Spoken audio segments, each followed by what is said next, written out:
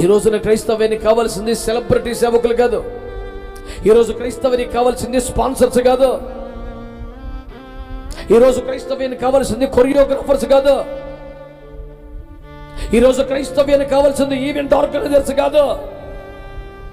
ఈరోజు క్రైస్తవ్యానికి కావాల్సింది నీతులు జనానికి చెప్పడానికి మాకు కాదన్నట్టుగా తాము పాటించకుండా బోధించే రకరకాల వ్యక్తులు కాదు. ఈరోజు క్రైస్తవ్యానికి కావాల్సింది ఎవరు తెలుసా? మండుతున్న బలిపీఠము కలిగిన వాడే. గట్టిగా చప్పట్లు కొడతారు ఒకసారి. మండుతున్న బలిపీఠము కలిగిన వారే, తెగులు ఆపగలిగిన సేవకుడు కావాలి. ఆమేన్ అని చెప్పండి ఒకసారి. ఆమేన్, హల్లెలూయా. ఓ మండుతున్న బలిపీఠము కలిగిన వాడే, తెగులును ఆపేవాడు కావాలి. తెగులును ఆపేవాడు కావాలి. మృతులకు సత్యములకు మధ్యలో నిలబడగలిగిన వాడు కావాలి. దేవునికి మహిమ కలుగును గాక. చెప్పండి గట్టిగా. ప్రవక్తలనే పరిశుద్ధ పరచగలిగిన బలిపీఠం అగ్ని మన జనాల్లో మళ్ళీ కావాలి. దేవునికి స్తోత్రం కలుగును గాక.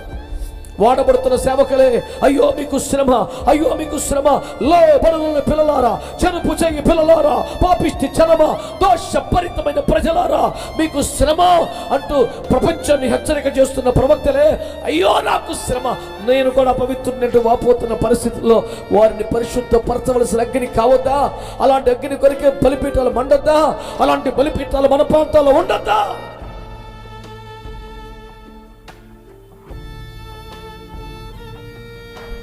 ఇంకా స్వస్థత పరిచే వాళ్ళు కావాలి, విడుదల చేసేవాళ్ళు కావాలి, ఆదరించేవాడు కావాలి.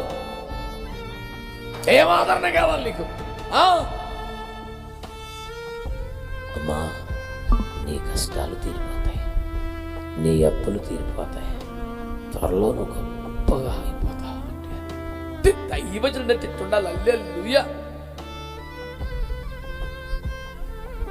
ఈ తెప్పలు మండిపోను. ఇప్పుడు నీకు రోగం ఉన్నా, నీకు ఎన్ని బాధలు ఉన్నా, నీకు ఎన్ని తప్పు ఎట్ట చచ్చినా నువ్వు ఒకవేళ బోరపోతే వెళ్ళి కూర్చుంటావాడు. యేసు రక్తం ఇచ్చి నొప్పులన్నీ తగ్గిపోయినాయి, అప్పులన్నీ తీరిపోయినాయి, కింకంగులే తయారయ్యావు, బోర వచ్చింది, మోగింది, నువ్వు వెళ్ళా ఏం చేసుకుంటావు? ఆరోగ్య బలంతో పరిగెత్తి కొండల్లో గుండలు బట్టలు ఎక్కడెక్కడ బండ సందులో దాక్కుండా